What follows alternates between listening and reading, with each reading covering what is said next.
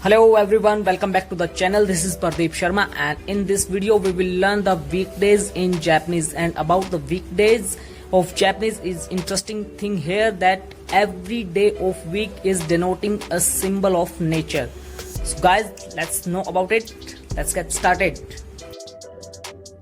Nichiyoubi, Nichiyoubi. Getsuyoubi, Getsuyoubi. Kayoubi, Kayoubi.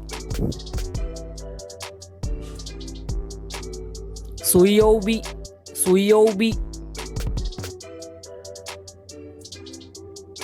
Mokuyoubi, Mokuyoubi. Kinyoubi, Kinyoubi.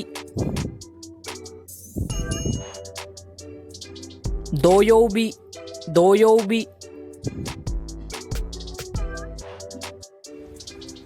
So guys, these were the weekdays with the symbol of nature. I hope you guys have understood these. Then please do like the video, share the video with your friends, and please subscribe the channel. Thank you very much. Bye bye. Arigatou gozaimasu. Jamata.